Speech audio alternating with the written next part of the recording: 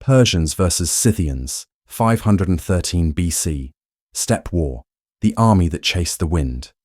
Tonight you will walk beside kings and riders who fought a war with no lines, no walls, and no mercy. The year is 513 BC. Darius, king of kings, looks north toward a horizon that never ends. The Scythian steppe breathes like an ocean, and somewhere within it are warriors who will not stand still. Before the first hoofbeat, a feat that should have made victory inevitable. Engineers under a Samian masterlash, ships into bridges, one across the Bosporus, another across the Danube, turning rivers into roads. 2 living bridges, miles of timber and rope, proof that an empire can bend water to its will. Yet when the great king crosses into the wild, there is no city to claim, no army to pin. Camps vanish by dawn. Fields burn before they can feed his men. Arrows whisper from the edge of sight and are gone. Every sign says the enemy is everywhere and nowhere. By the time the sun sets crimson behind the grass, a single choice waits in the dark at the Danube. One decision that could strand the mightiest army on earth beyond the river. With the wind as its only map, the torches flicker, the ropes creak, and somewhere in the night, hooves are already moving. The bridges of the king at dawn, the Bosporus shimmered like polished bronze beneath the rising sun. From the cliffs above, men watched the impossible take shape. Ships lashed together in endless lines, their decks covered in planks, their anchors buried in the current. An army was building a path across the sea. Thousands of Persians, soldiers, engineers, slaves moved in rhythm, pounding stakes, hauling ropes, chanting under breath as the tide foamed around their legs. It was more than construction. It was defiance against nature itself. Darius stood at the water's edge, cloaked in crimson, the wind tugging at his headdress. His gaze followed the stretch of the bridge toward Europe, that wild, unmeasured continent that had taunted the empire with silence. He could feel the eyes of history watching him. Behind him, his generals murmured, Otanes, Megabazus, Gobrias, each weighing the scale of what their king intended. This will be remembered, one whispered. Darius didn't answer. He was already imagining the steppe, open, endless, and waiting to kneel. When the first soldier set foot upon the floating bridge, the crowd fell silent. The wooden planks groaned under the weight of 1,000 marching boots, and for a moment the sea itself seemed to tremble. Every sound sharpened, the creak of rope, the breath of oxen pulling siege wagons, the hiss of iron wheels grinding against the timbers. Above it all, the banners of Persia snapped in the wind like the beating of wings. The bridge held, and the King of Kings crossed into Europe. But across that water, beyond the forests and rivers and endless plains, another kind of kingdom stirred. No palaces, no carved stone, no thrones, only the shifting empire of the Scythians. Tribes born to horseback, their homes stitched from hide, their gods carved from the wind. They saw Darius's bridge not as a marvel, but as an omen. The world of walls trying to invade the world without them. Far to the north, a rider dismounted before a council fire. His face was half hidden by smoke, his bow taller than his shoulder. The Persians have crossed, he said. They come like a storm that wants to name the sky its own. The elders listened in silence. Then one smiled, the kind of smile that came before lightning. Then let them chase the wind. What happened next? No historian expected. Days later, Darius's scouts reported the first villages, empty, smoke rising from distant plains, wells filled with ash, livestock scattered or slaughtered. The king ordered pursuit, his columns spread wide, sweeping the grasslands like nets. They found nothing but footprints and the bones of old fires. Where are they? One commander spat. Everywhere, came the reply. As they pressed deeper, the land began to feel different. The horizon stayed the same no matter how far they marched. Grass whispered secrets that no one could catch. Nights grew colder, and stars looked closer than hope. Darius rode at the center of his army, surrounded by the immortals, 10,000 elite soldiers whose silence was as heavy as their shields. He kept his eyes fixed on the line where sky met earth. Somewhere beyond it, the Scythian king, Idanthersus, was watching him. One morning, the Persians found something waiting at a riverbank. Not men, not horses, just a single object, a dead hare tied upright on a stake, its fur soaked in blood. Darius frowned. A warning! An elder from Thrace stepped forward. A message, he said softly. They're telling you what happens to those who run too far. That night, the Persians lit their campfires close and high. The wind shifted, carrying with it faint sounds. Laughter, maybe voices, or perhaps just the echo of their own fear. Most people never knew this detail. The Scythians had a tactic they called the disappearing field. They'd let the enemy follow trails of smoke and hooves, only to vanish beyond the next ridge. They never met you in battle, only in exhaustion. By the 5th week, the Persian army had stretched itself thin. The wagons lagged miles behind. The horses were lean, the men's eyes dulled with dust. But Darius refused to turn back. An empire does not chase ghosts, he said. It conquers them. So they marched until one day, on a hill that overlooked nothing but grass and sky, they saw motion on the horizon. Dozens at first, then hundreds. Horsemen, Scythians. The army halted. Drums beat once, twice. Shields lifted, arrows were notched.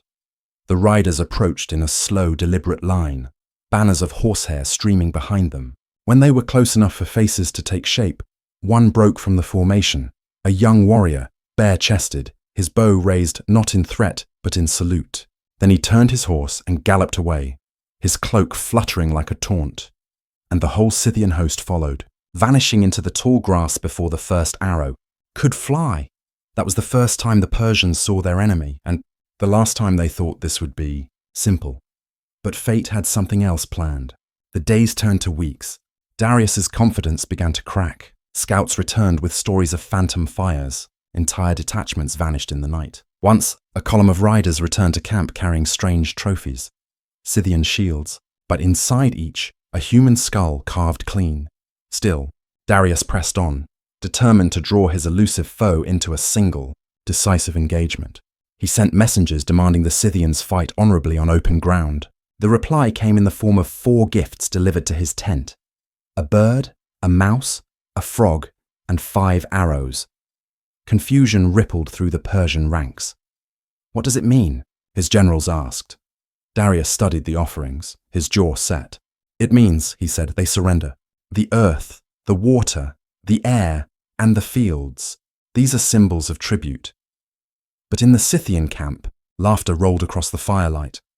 Our message, said Idanthyrsus, was that unless he can fly like a bird, hide like a mouse, or leap into the marsh like a frog, he will be struck down by our arrows. That night the wind rose, sand and ash swirled through the Persian tents. Horses whinnied, ropes snapped. Somewhere beyond the campfires, a horn sounded once, then another, and another. The immortals formed ranks, waiting for an attack that never came. When dawn broke, the plain was empty again. The Scythians had vanished, leaving behind only their laughter carried on the wind. And that was when Darius realized something no bridge could fix. He had crossed into a world that refused to be conquered, where power meant nothing if it could not find what it sought. The great king looked to the horizon, the same horizon he had chased for months, and saw only smoke drifting where the enemy had been. He didn't know it yet, but the road home would test him more than the march forward, because somewhere out there, beyond sight and sound, the Scythians were waiting, and this time they were leading him exactly where they wanted. The hooves started moving again, but whose they were, Persian or Scythian, no one could tell. Smoke on the steppe, the morning broke beneath a veil of ash-coloured mist.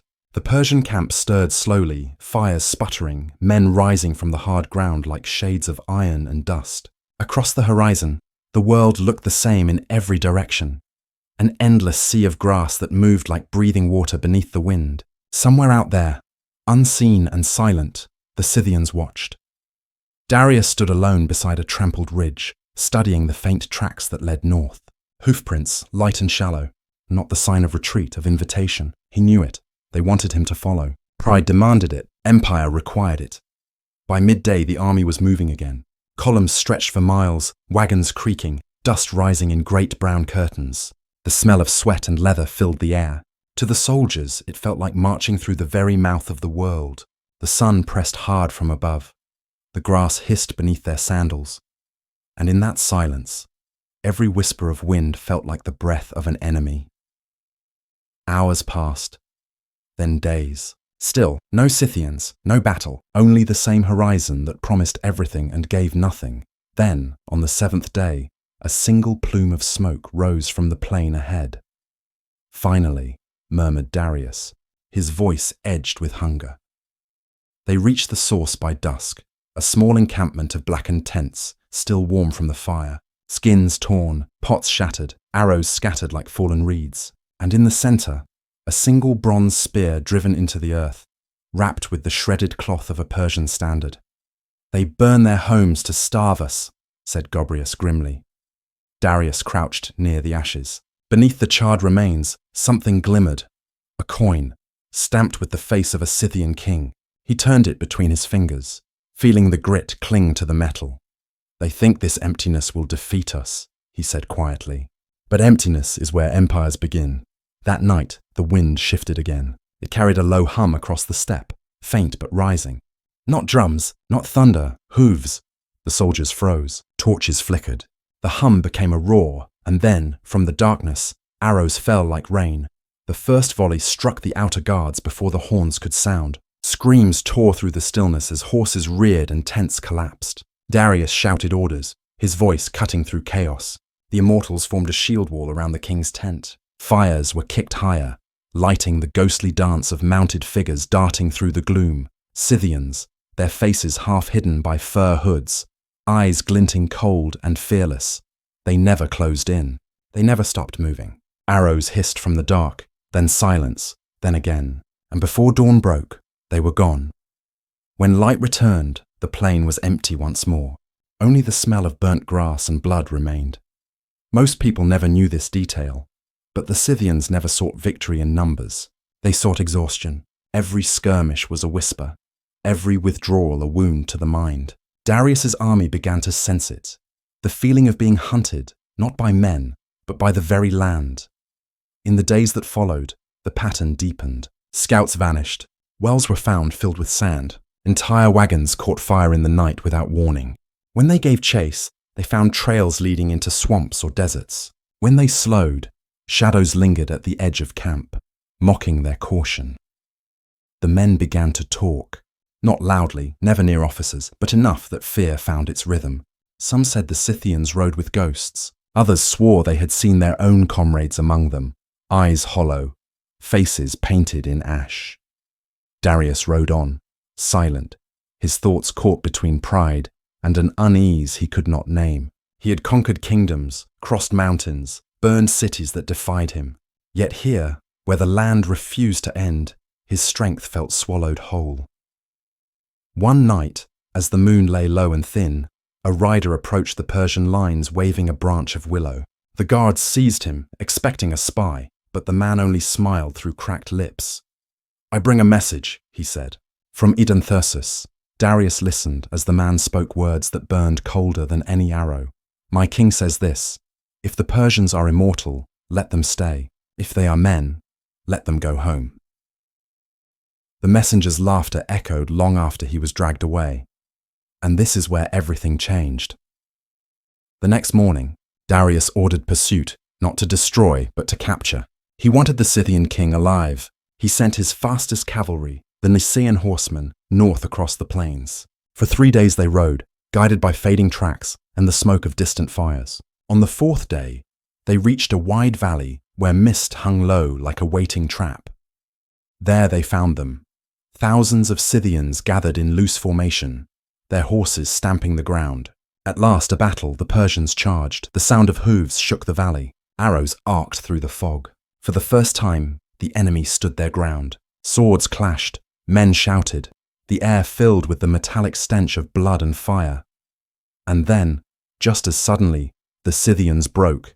They scattered in every direction, swift and silent, their wounded left behind as bait. The Persians gave chase, hearts racing, believing victory was near. But the fog deepened, the ground softened, and soon the front ranks were sinking, horses thrashing, men cursing, the swamp swallowing them whole. Only then did the laughter come again. From the ridges, the Scythians watched the Persians struggle and drown, arrows picking off survivors one by one. When the remaining troops retreated, dragging their dead from the mire, they realized the valley had never been a battlefield. It was a grave they had marched into themselves. That night, Darius walked the perimeter of the wounded camp. Fires burned low. The faces that met his were hollow and grey. He could hear men whispering prayers they hadn't spoken in years. Pride could no longer silence doubt. He looked to the stars, vast and cold, and for the first time, they seemed to stare back without recognition. "Find them," he said quietly to his generals. "Find the path that leads them to stand and fight. I will not chase ghosts again." But the steppe had already made its choice. The next morning, the sky turned iron and the wind began to howl. It carried dust that stung the eyes, stripped banners, blinded scouts. Supplies dwindled, food rotted in carts, and still the Scythians stayed unseen. Only distant fires marked their passage, each one mocking the empire's reach.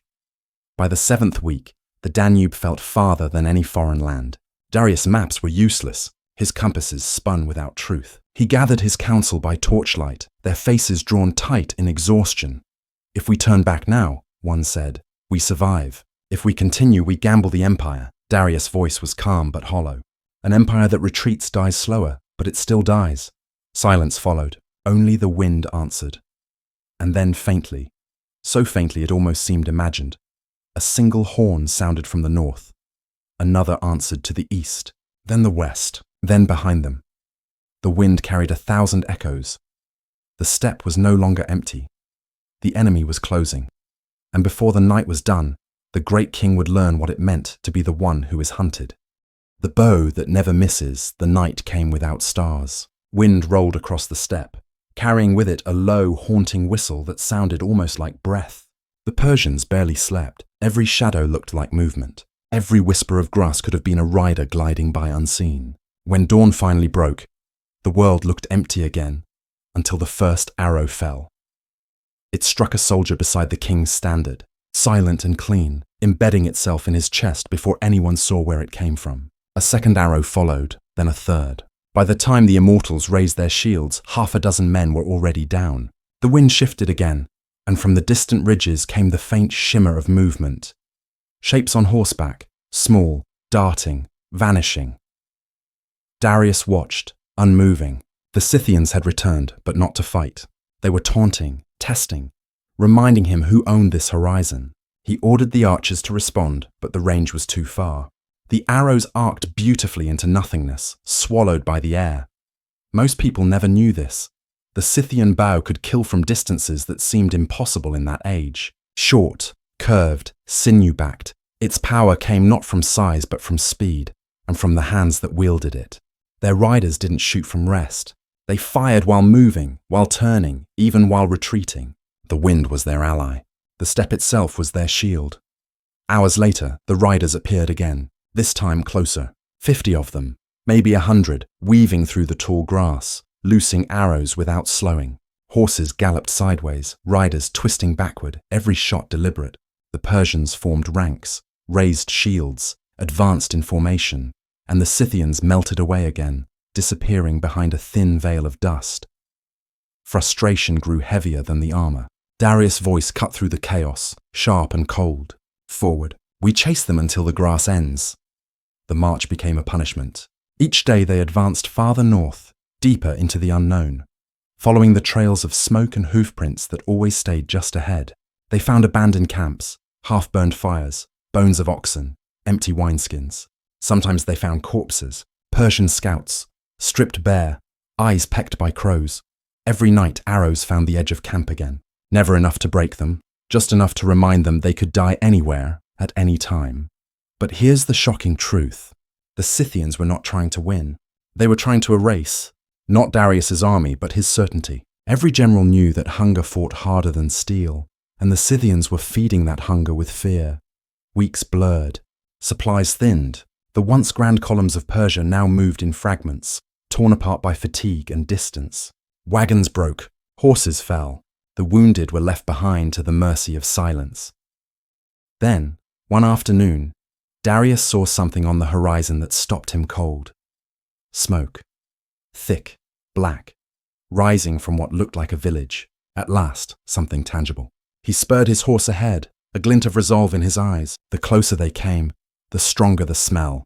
Charred wood, roasted grain, something human beneath it all. They entered what had been a settlement. wooden huts, now reduced to ash and bone. But amid the ruin, the Persians found something else. Shields, dozens of them, stacked neatly, Scythian shields. Some stained, some pristine, arranged in the shape of a circle around a single pole. Atop that pole hung a wolf's pelt and a broken bow. Gobryas stepped closer, uneasy. "It's an offering," he muttered. "No," said Darius, his gaze fixed. "It's a mirror. They're showing us what we'll look like when they're done." That night, a storm gathered. Lightning clawed at the clouds, and rain finally broke over the scorched plains. For the first time in weeks, the soldiers felt water on their faces. Some laughed, some cried, some prayed.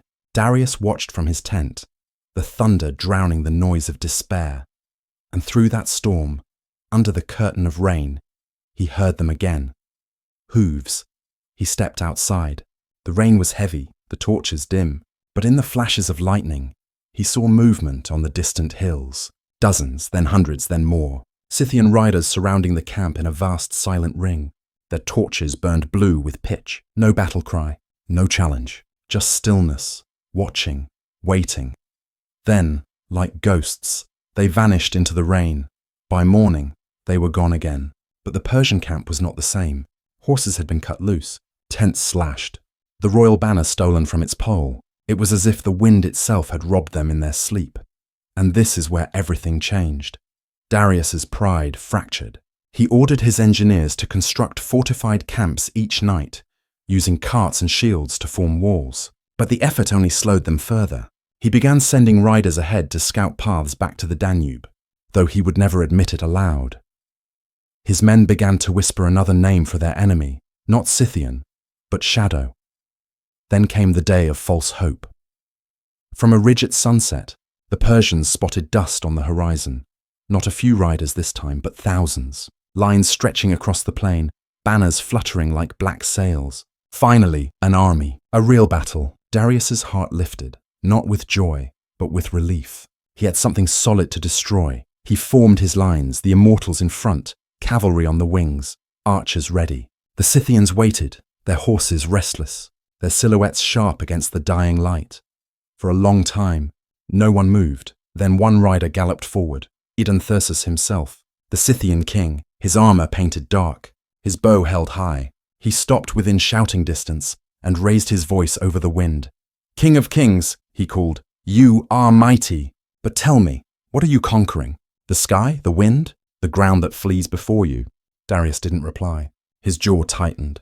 His pride was an iron blade. It would not bend. Edanthersus smiled faintly.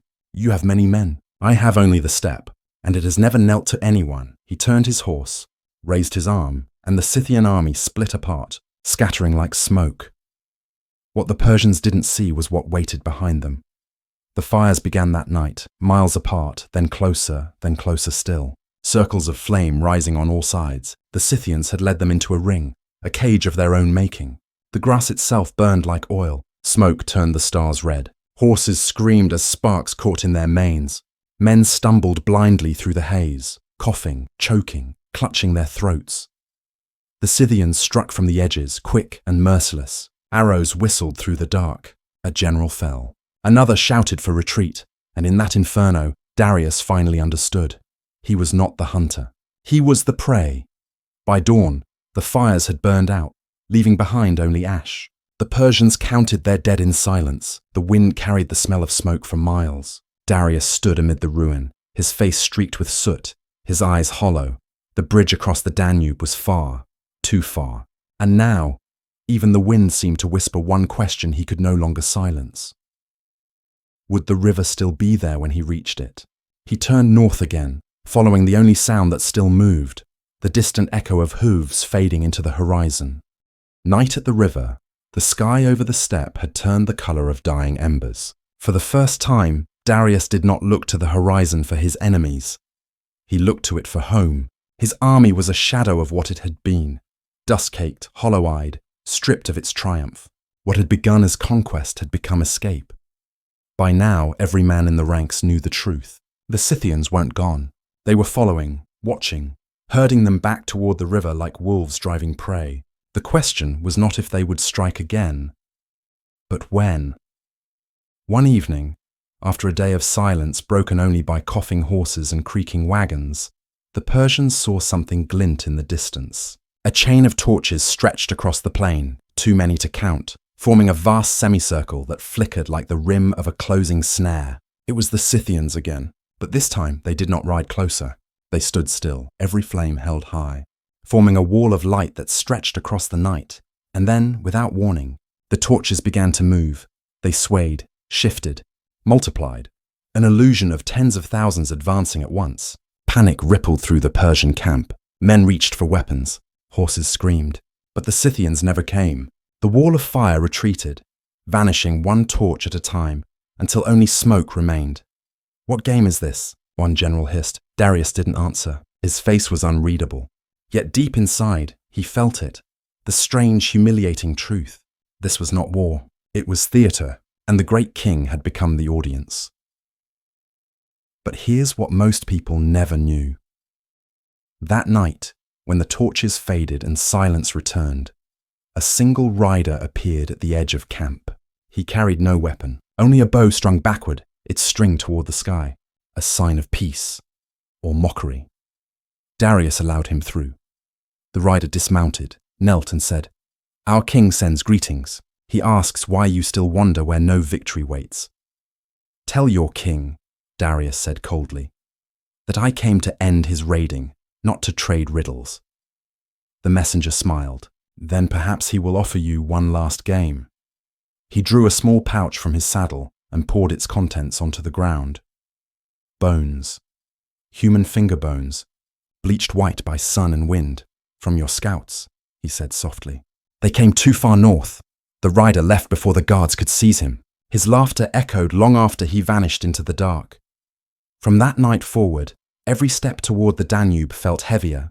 The wind changed. It came from behind them now, carrying the smell of burnt grass and smoke. The Scythians were driving them faster, closer to the river where their only bridge, if it still existed, was their last hope. Days turned into a blur of exhaustion. Men marched half awake, armor dull with dust. Rations ran out.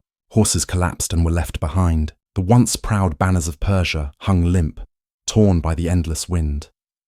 Then one morning, the steppe broke open into forest. The Danube was near. Darius could smell its damp breath. Relief flickered across his face, quickly replaced by dread. What if the bridge had been destroyed? What if the Ionians, left to guard it, had chosen freedom over loyalty? As the army neared the river's edge, scouts rode ahead. Minutes stretched into hours. No signal came.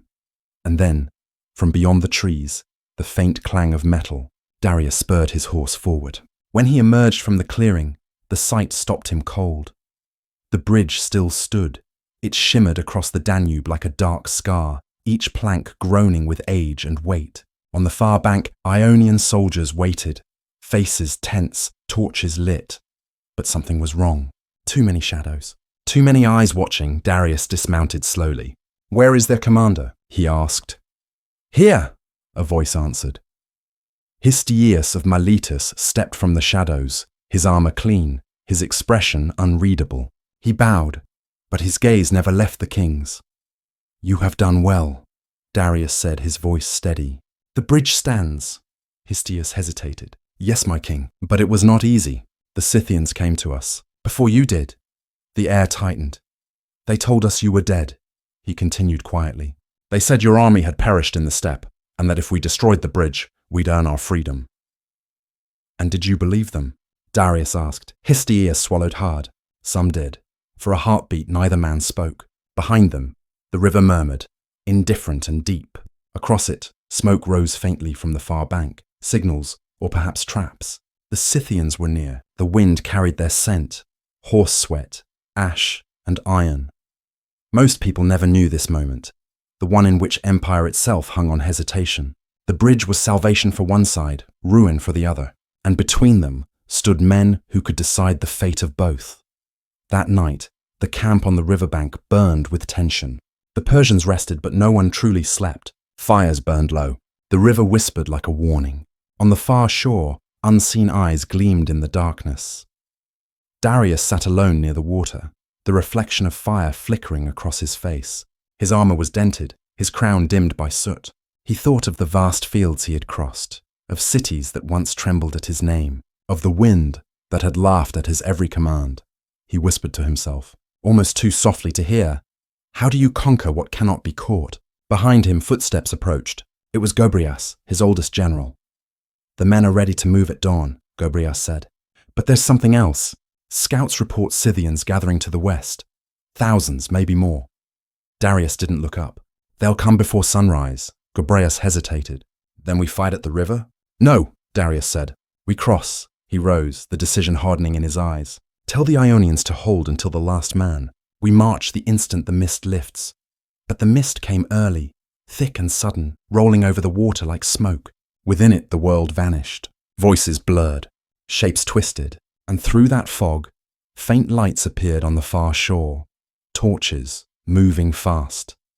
At first they seemed like Persian scouts. Then the arrows came. Screams tore the silence. Horses reared. The Scythians had crossed downstream, circling behind them, their silhouettes flickering in the fog like phantoms.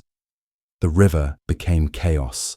Men stumbled into the water, clinging to planks, slipping beneath the current. Archers fired blindly into the mist. The bridge shook with every footstep, every shout, every desperate prayer. Darius reached the midpoint, looking back as flames began to climb the western bank. The Scythians had set fire to the grass again, this time to drive them straight into the water. The reflection of the blaze turned the river red. "Go!" he shouted. "All of you, cross!" He was the last to leave the steppe. Behind him, the roar of fire met the hiss of rain and the thunder of hooves. When the king finally reached the far bank, the bridge was collapsing behind him. Half the army was still on the other side. His voice was drowned by the roar of the current, by the screams, by the sound of the wind that had mocked him for months. And somewhere, faint but unmistakable, came a horn call from across the smoke. The Scythians were watching. The war was not over. And dawn, if it came at all, would decide who the river chose to remember. The wind keeps its secrets. The river had swallowed the night. Smoke drifted over the Danube like a funeral shroud, muffling the cries of men still clinging to the collapsing bridge. By dawn, the world was quiet again. Too quiet. The wind moved softly across the reeds, carrying the scent of burnt grass and iron. When Darius stepped from his tent, the sky was grey, streaked with the faint colour of blood where the sun struggled to rise. He was alive. So were the remnants of his army. But on the far bank, the Scythian side, the land smouldered. Bodies lay tangled in the mud, and beyond them, the steppe stretched on forever. It was no longer a battlefield. It was a mirror reflecting everything that empire could not control. The survivors gathered silently. The bridge that had once connected two worlds was now a scarred ruin of charred timbers, half submerged in the current. Darius watched as one final plank gave way and slipped beneath the water. It was as if the river itself wanted to erase the memory of their crossing. And this is where everything changed. For the first time, the great king, who had commanded nations, bent rivers, and ordered men to die without hesitation, gave a single human breath of doubt. "Perhaps," he whispered, "the gods never meant us to chase the wind. But empire is not built on surrender." He straightened, his face hardening once more. "We move south," he said, "back to Thrace, back to roads that obey." The order travelled down the ranks, yet it sounded less like command and more like confession.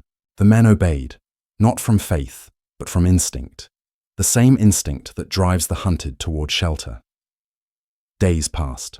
The land grew kinder, but the silence did not. The Scythians had stopped their attacks. No arrows in the night, no riders on the horizon, nothing but wind and whispers. The Persians should have felt relief. Instead, they felt something colder. Absence. Why do they not follow? One soldier muttered. Why end it now? No one answered. Perhaps it was mercy. Perhaps it was mockery. Or perhaps the Scythians had achieved what they wanted. Not to destroy the army, but to humiliate its purpose. To prove that even the mightiest king could drown in his own certainty. By the time the Persians reached the forests of Thrace, they looked less like conquerors and more like wanderers. Dust clung to their skin like guilt. Armor had dulled to the color of old bone. The once proud immortals marched without songs, and then, one night, as they made camp beneath the pines, a scout returned, riding fast, his horse foam-lathered, his face pale. He bowed before the king and said, "They're here." Darius rose sharply. "Who?" "The Scythians," the scout gasped. "Ahead of us, waiting," the camp froze. "For weeks. They had felt freedom creep closer with every step. Now it had been stolen again. Darius ordered his men to form ranks. The air thickened. Even the trees seemed to listen. At dawn, they saw them. Across a clearing, the Scythian riders waited in silence, not attacking, not taunting, just watching. At their center sat Darius, calm as if seated on a throne invisible to all but the gods. His bow rested across his lap, his gaze unwavering. Darius rode forward, stopping a short distance away. The wind pulled at their cloaks, the space between them charged with the weight of everything unsaid. "Why do you follow?" Darius called. "If you would fight, then fight. If you would yield, then yield." Darius smiled faintly. "You do not understand, great king.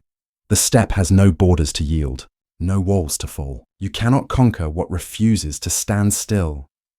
The Persian army shifted uneasily. Darius's voice rose, thunder beneath restraint. "You mock me, barbarian. I came to teach you the order of civilization, to end your raids, your lawlessness." The Scythian king tilted his head. "And yet it was you who burned your strength to ashes trying to find us. Tell me, Darius, who is the savage now?" The words cut deeper than any arrow. For a moment, neither moved. Then Darius reached into his saddlebag and withdrew a small object. He tossed it onto the ground between them. It rolled once and came to rest in the dirt, a tiny golden arrowhead gleaming in the morning light. Darius stared at it. "It is not tribute," said the Scythian king softly. "It is memory. Take it, and remember that even the wind can wound." He turned his horse and rode away. The riders followed, silent as ghosts. Within moments, they were gone, swallowed once again by the endless grass. The Persians did not pursue. Darius sat motionless, eyes on the arrowhead. His generals waited for command, but none came. Finally, he dismounted, knelt, and picked it up.